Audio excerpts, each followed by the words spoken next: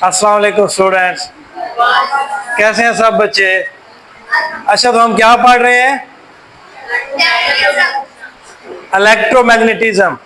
आज हम अपने प्रीवियस लेक्चर का रिकैप भी करेंगे, साथ साथ आप भी बोलिएगा, कुछ मिसिंग कंसेप्ट चले वो भी कंप्लीट हो जाएंगे। एक दो एमसीक्यूज देख लेंगे और एक आध एग्जाम्पल कर लेंगे, ठीक है। तो मेरे बेटे, टॉपिक क्या था जी? चैप्टर का नाम है इलेक्ट्रो मैग्नेटिज्म। इलेक्ट्रो और मैग्नेटिज्म। तो आपको बताया था कि इलेक्ट्रोमैग्नेटिज्म फिजिक्स की एक ऐसी ब्रॉड साइंस है, ब्रांच है, जिसके अंदर हम रिलेशनशिप स्टडी करते हैं। हाँ जी, इलेक्ट्रिक करंट बोल लें, इलेक्ट्रिसिटी बोल लें, और उसके मैग्नेटिक इफेक्ट का। ऐसा ही है ना? आपको याद हो तो हमने पढ़ा था कि साइंटिस्ट थे हॉन्स क्रिश्चियन ओस्टेड, 1820 की बात है, उसने पहली दफा इलेक्ट्रोमैग्नेटिज्म की बात की थी। तो मेरे बेटे, टॉपिक जो है ना, पहला क्या था topic? Force on the current carrying conductor inside uniform magnetic field. के जब भी एक करंट कैरिंग कंडक्टर को यूनिफॉर्म मैग्नेटिक फील्ड में रखा जाता है, उसके ऊपर एक फोर्स लगती है, यानी कि यूनिफॉर्म मैग्नेटिक फील्ड। इसके लिए आपको पहली बात हमने क्या नोट करनी है, इन्वर्टेड कॉमास में आपकी बुक की जो पहली दो लाइंस हैं वो लिखनी है कि जब भी एक ऐसा कंडक्टर जिसमें क्या मौजूद होता है, करंट मौजूद होता है, उसको आप कहाँ पे रखते हैं? मैग्नेटिक फील्ड में। तो वो क्या करता है? एक्सपीरियंस करता है, मतलब उस पर लगती है क्या चीज? फोर्स। ये काम करने के लिए हमारे पास एक एक्सपेरिमेंटल सेटअप था, एक एक्सपेरिमेंट था। एक्सपेरिमेंट में हमने क्या देखा कि एक यू शेप मैग्नेट है,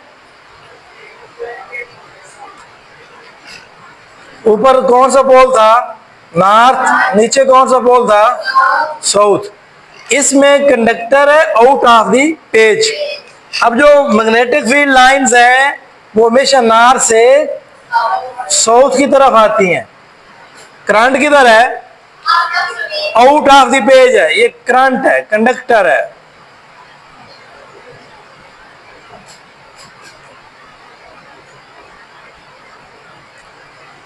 इसके इर्द गिर्द अब जब कंडक्टर में से करंट गुजरता है तो उस कंडक्टर में मैग्नेटिक फील्ड पैदा होती है। आप कह सकते हैं magnetic field of conductor. Conductor की अपनी मैग्नेटिक फील्ड है। जब करंट गुजरता है किसी भी कंडक्टर में से तो उसके गिर्द क्या पैदा होती है? मैग्नेटिक फील्ड पैदा होती है। और उस मैग्नेटिक फील्ड की जो डायरेक्शन है वो हमने किससे निकालनी है? बोले ना, राइट हैंड रूल से। कौन सा right hand rule? Grasp rule है राइट हैंड का, जिसमें आप ग्रैस्प करते हैं, पकड़ते हैं किसको? कंडक्टर को। इस तरीके से पकड़ना है कि आपका जो थंब है, थंब वो किसको दायर करे? Direction of current, direction of current. Thumb ये राइट हैंड ग्रेस्प रूल, ये है कंडक्टर की मैग्नेटिक फील्ड मालूम करने का। कि कंडक्टर के गिर्द जो मैग्नेटिक फील्ड है वो दो तरह से हो सकती है, क्लॉकवाइज और एक एंटी क्लॉकवाइज। कंडक्टर के गिर्द मैग्नेटिक फील्ड मालूम करने का ये राइट हैंड रूल है, ठीक है। तो जो आपके कर्ल्ड फिंगर्स हैं वो रिप्रेजेंट करती हैं किसको? मैग्नेटिक फील्ड को।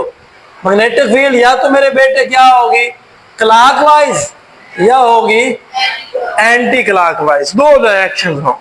ठीक है। अच्छा, कंडक्टर के जब मैग्नेटिक फील्ड पैदा होनी है ना, अब यहां पे अगर आप देखें तो मैग्नेटिक फील्ड कितनी हो गई? 2 मैग्नेटिक फील्ड हो गई। पहली किसकी? Magnetic field of conductor. Conductor में से करंट जो गुजरा है उसकी गिर्द मैग्नेटिक फील्ड पैदा हो गई है। दूसरी किसकी है? Magnetic field of permanent U shape magnet. एक को ये हम नीचे की तरफ जाहिर किया है और दूसरे को हमें ये सर्कल बनाए। अगर करंट बाहर की तरफ हो तो मैग्नेटिक फील्ड कौन सी बनती है? Anti clockwise. कौन सी बनती है? इधर नीचे और इधर से ऊपर। अब ये जब दो मैग्नेटिक फील्ड आपस में क्या करते हैं? इंटरेक्ट, यानी कि आपस आमने सामने एक दूसरे के साथ जब इनका इंटरेक्शन होता है, या तो ये दूसरे को कैंसिल कर देते हैं या एक दूसरे को ये रेनफोर्स कर देते हैं, सपोर्ट करते हैं। इस साइड पे दोनों एक दूसरे को क्या कर रहे हैं? कैंसिल। क्योंकि मैग्नेट की किधर है? नीचे की तरफ, और कंडक्टर की किधर है? ऊपर की तरफ। दोनों एक दूसरे को क्या कर देंगे? काटेंगे ना, एक दूसरे के अपोजिट है, कैंसिल करेंगे। ये नहीं है कि सारी की सारी कैंसिल हो जाएगी। हमेशा मैग्नेट की स्ट्रांग होती है, करंट कैरी कंडक्टर की मैग्नेटिक फील्ड वीक होती है, लेकिन कुछ ना कुछ तो खपाएगा ना, कुछ ना कुछ तो वेस्ट करेगा ना। इस साइड पे कैंसिल हो रही है, इस साइड पे जो फील्ड है उसकी डायरेक्शन सेम है, इसे आप कहते हैं री इनफोर्स हो रही है, मतलब स्ट्रांग हो रही है। इधर फील्ड क्या हो जाएगी? वीकर। इधर क्या हो जाएगी? स्ट्रांगर। एक साइड पे वीकर है, एक साइड पे स्ट्रांगर है, तो ऑटोमेटिकली कंडक्टर के ऊपर इस इंटरेक्शन की बुनियाद पे क्या लगेगी? Force on conductor. क्या लगेगी? अब आपको पता है फोर्स कौन सी मिकदार है मेरे बेटे? Scalar vector. वेक्टर मिकदार है। वेक्टर मिकदार के दो कंपोनेंट्स होते हैं, एक डायरेक्शन ऑफ फोर्स और दूसरा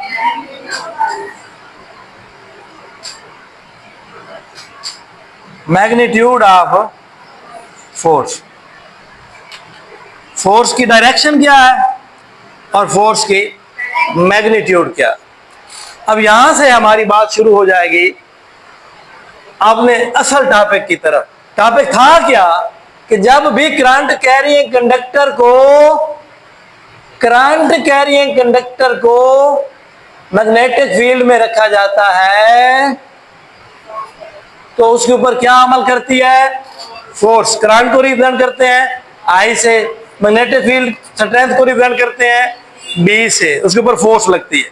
अब जो फोर्स लगी है उसकी दो चीजें हैं, एक डायरेक्शन और एक मैग्नीट्यूड। तो बात बढ़ाते हैं, आगे चलते हैं, क्या चीज पहले निकाल लेते हैं?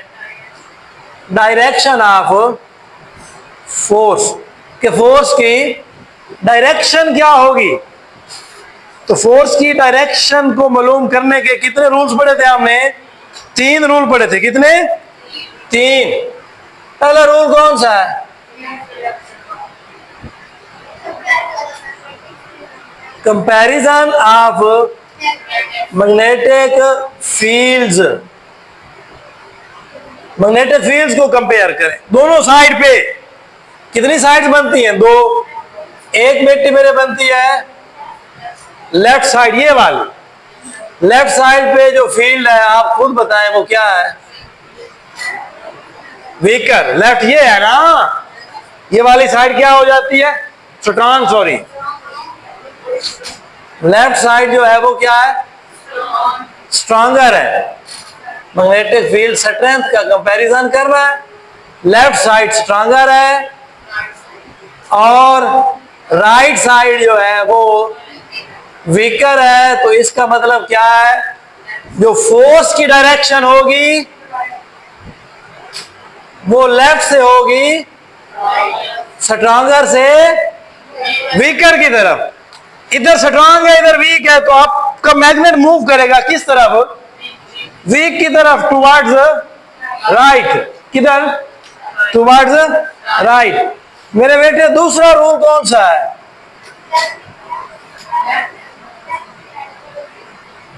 Fleming's left hand rule. Fleming left hand rule ये था, यही था ना। तीनों चीजें आपस में म्यूचुअली परपेंडिकुलर हैं। थंब किसको रिप्रेजेंट कर रहा है? फोर्स को। First finger, second finger. अच्छा, कितनी चीजें हैं?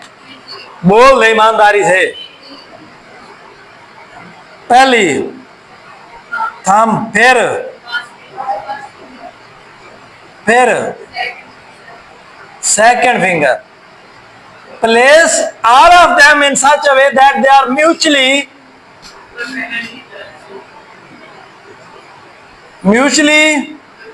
परपेंडिकुलर। तीनों के तीनों म्यूचुअली परपेंडिकुलर होने चाहिए। अगर आपकी फर्स्ट फिंगर रिप्रेजेंट करे किस चीज को? मैग्नेटिक फील्ड की डायरेक्शन को, और सेकंड फिंगर रिप्रेजेंट करे किसको?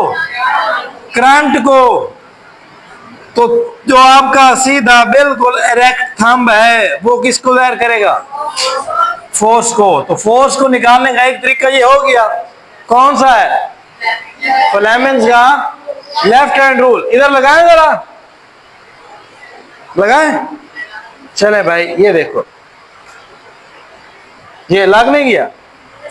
उंगली जो है, पहली उंगली किसकी सिंबल में है? मैग्नेटिक फील्ड में। ऊपर से ये सेकंड फिंगर करंट की है, बाहर है ना, आउट ऑफ द पेज है। थंब किधर है? Towards right. किधर है? राइट की तरफ है। तो इसका मतलब फ्लेमिंग के बाएं हाथ के असूल से भी हम करंट कैरिंग कंडक्टर पर लगने वाली मैग्नेटिक फोर्स का डायरेक्शन मालूम कर सकते हैं। तीसरा कौन सी बात है? तीसरा मेथड था right hand rule of vector product. Vector product का राइट हैंड रूल वो क्या है मेरे बेटे? पहले वेक्टर को दूसरे वेक्टर के साथ क्या करना है?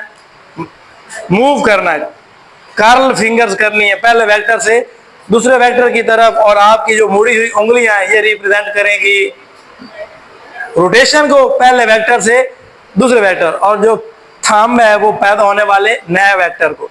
अगर मैं इधर बात करूं ना, तो इसका एक फार्मूला है, आगे डिस्कस करते हैं। जो मैग्नेटिक फोर्स लगती है उसका formula I into L cross B।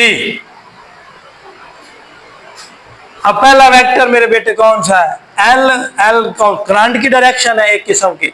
जो वेक्टर की लंबाई होगी जिस हिम्मत में, करंट उस हिम्मत बहेगा ना। कंडक्टर की लंबाई हमेशा करंट ने तो बहना है किसके अंदर?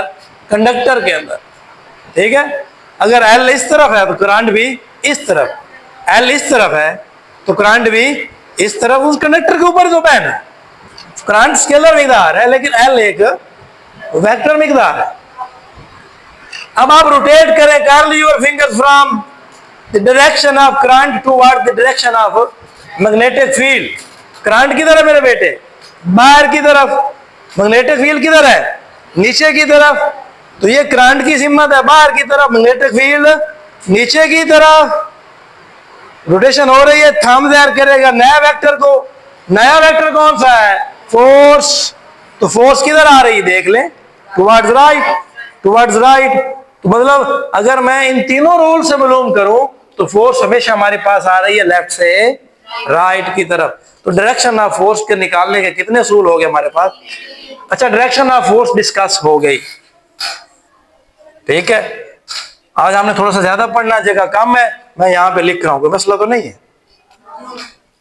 डायरेक्शन ऑफ फोर्स करने के बाद अगला पॉइंट हमने क्या करना है? Magnitude of force.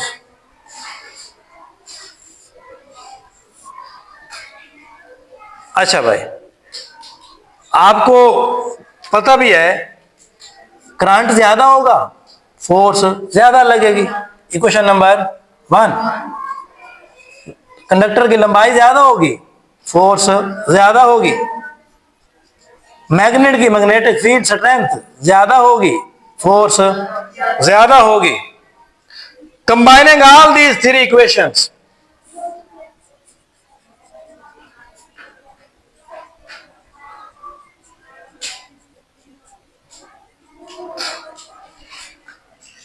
तो क्या हो जाएगा मेरे बेटे, आई एल बी। इकट्ठा कर लेना सबको, आई एल बी। अच्छा भाई, अब यहां पे कांस्टेंट आता है कौन सा, के आई एल बी। के मेरे बेटे क्या बला है, 1 है। तो फोर्स का फार्मूला क्या हो गया, आई एल बी। तो ये आ गई मैग्नीट्यूड ऑफ द फोर्स। ठीक हो गया। अब यहां पे उसने एक और टॉपिक साथ दराड़ दिया मैग्नीट्यूड के बाद, कौन सा, मैग्नेटिक इंडक्शन बोल लें या मैग्नेटिक फील्ड स्ट्रेंथ बोल लें, एक ही चीज है। किससे ज़ाहिर होती है, बी से। ऐसा ही है ना, यहां से अगर आपको बी निकालना पड़े मैग्नेटिक इंडक्शन, तो क्या फार्मूला हो जाएगा, एफ बाय आई एल। इसकी डेफिनेशन कर ले जरा। क्या करेंगे, अगर कंडक्टर की लंबाई कितनी हो 1 मीटर, उसमें से गुजरने वाले करंट की मिकदार कितनी हो 1 एम्पेयर, उस वक्त मैग्नेटिक इंडक्शन किसके बराबर होगी, लगने वाली फोर्स के बराबर हो। अगर ये भी मेरे बेटे 1 हो जाए ना, ये भी क्या हो जाए 1, तो फिर क्या बच जाएगा, बी किस इक्वल हो जाएगा, एफ पे। तो ये एफ के इक्वल हो जाएगा। बुक के अंदर डेफिनेशन देखे ना जरा एग्जैक्ट, क्या डेफिनेशन है, the magnetic strength is numerically equal to, किसके इक्वल है, force exerted on a conductor, conductor के ऊपर लगने वाली फोर्स के। लेकिन कंडक्टर की लंबाई कितनी है, conductor of length 1 metre carrying 1 ampere current placed perpendicularly to magnetic field. अच्छा, यहां तक तो हमने पहले पढ़ा था। आज हम पढ़ रहे हैं vector form of force. Force की कौन सी शक्ल, फोर्स आपको पता है वेक्टर क्वांटिटी है ना, तो उसकी वेक्टर फॉर्म भी हो सकती है। वेक्टर फॉर्म पहले मैंने आपको लिखवा दी है मेरे बेटे। फोर्स के ऊपर क्या लगाएंगे, वेक्टर। आई स्केलर मिकदार है ना, एल क्या हो सकता है, वेक्टर। ये क्रॉस प्रोडक्ट है किसका, बी का। तो एल क्रॉस बी, जब क्रॉस खत्म होता है तो आप अगर लिखना पड़े इसको तो क्या बन जाएगा, I L B sine alpha बोल लें, साइन अल्फा। अब मेरी बेटी सवाल कर रही थी कि सर यहाँ पे अल्फा क्यों आता है। पहली बात तो ये है कि क्रॉस प्रोडक्ट में साइन थीटा आता है, साइन थीटा। साइन अल्फा बोल लें साइन थीटा बोल लें, सेम है, कोई डिफरेंस नहीं है। सवाल यह है कि साइन क्यों आता है। साइन इस वजह से आता है कि कौन सा प्रोडक्ट है, वेक्टर प्रोडक्ट है, क्रॉस प्रोडक्ट है। क्रॉस प्रोडक्ट इस वजह से है क्योंकि हमारे रिजल्टेंट क्वांटिटी कौन सी है, वेक्टर क्वांटिटी। अगर वेक्टर क्वांटिटी है तो फिर कौन सा प्रोडक्ट आएगा, वेक्टर प्रोडक्ट। ये आएगा क्रॉस प्रोडक्ट। दूसरा भी मेरे बेटे, आपने मैग्नेटिक फील्ड स्ट्रेंथ में भी देखा है, पीछे टॉपिक में भी देखा है कि आप मैग्नेट को परपेंडिकुलरली रख रहे हैं फील्ड, मैग्नेटिक फील्ड के साथ कंडक्टर को क्या रख रहे हैं, परपेंडिकुलरली। परपेंडिकुलरली पे जो चीज आंसर दे वो वेक्टर प्रोडक्ट में आती है, क्योंकि साइन 90 क्या होता है, मैक्सिमम। तो ये मेरे बेटे इसकी वेक्टर फॉर्म आ गई। वेक्टर फॉर्म के बाद इसके 2-3 स्पेशल केस हैं। स्पेशल केस क्या है कि जब अल्फा कितना होगा 0 डिग्री, तो एक्सपीरियंस होने वाली फोर्स भी क्या होगी 0, क्योंकि साइन 0 क्या होता है, साइन 0 0 होता है यार, बोल दो। F I into L cross B, अच्छा इकट्ठा लिख देते हैं, I L B sine alpha की जगह पे क्या हो जाएगा 0 डिग्री, आई एल बी यहाँ पे क्या आ जाएगा 0 डिग्री। जब ये 0 है तो सारा क्या हो जाएगा मेरे बेटे 0।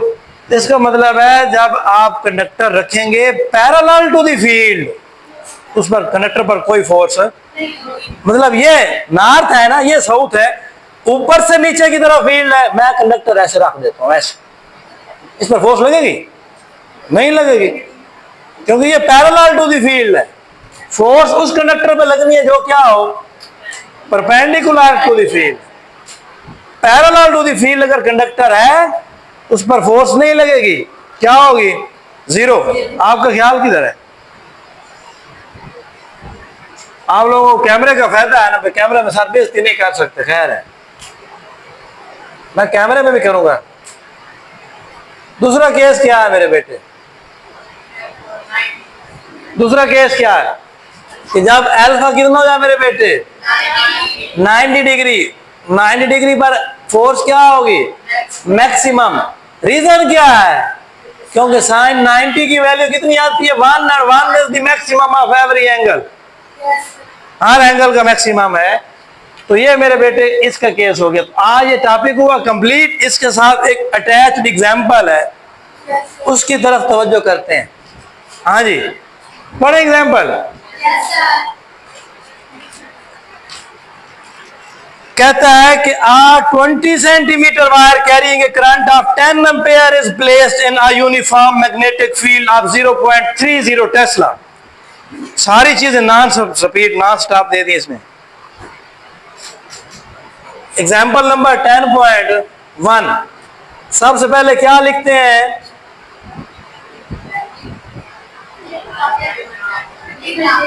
Given data.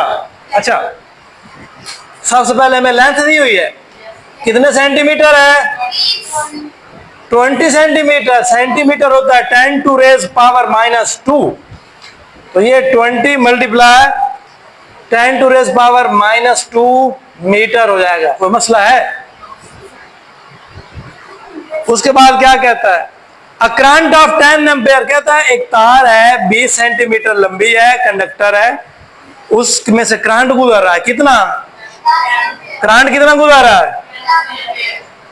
आप बेटे आप नहीं बोल रहे, फिर करंट कितना गुजर रहा है 10 एम्पेयर गुजर रहा है। 10 ampere is placed in a uniform magnetic field, इसको हमने यूनिफॉर्म मैग्नेटिक फील्ड में रखा, और यूनिफॉर्म मैग्नेटिक फील्ड कितनी है 0.30 Tesla. If the wire makes an angle, यहां पे एंगल आ गया, साइन थीटा बोले अल्फा बोले आपकी मर्जी है। थीटा कितना मेरे बेटे 40 डिग्री है with the direction of magnetic field. आपको क्या कहता है find magnitude of force acting on the wire. पहली हेडिंग। दूसरी हेडिंग क्या है टू फाइंड। फाइंड क्या करनी है फोर्स। फिर कौन सी हेडिंग आएगी फार्मूला। मेरे बेटे जो फार्मूला हमने पढ़ा वही लगेगा ना, F is equal to I L B sine theta. फिर क्या उसकी हेडिंग आएगी सॉल्यूशन। सॉल्यूशन में पुटिंग वैल्यूज। आई की वैल्यू कितनी है 10 एम्पेयर, एल की कितनी है 20 multiply 10 to raise power -2 metre, B कितना टेस्ला, साथ क्या आ जाएगा साइन 40 डिग्री। कैलकुलेटर में साइन 40 निकालना है और इसको मल्टीप्लाई करना है। क्या आ रहा है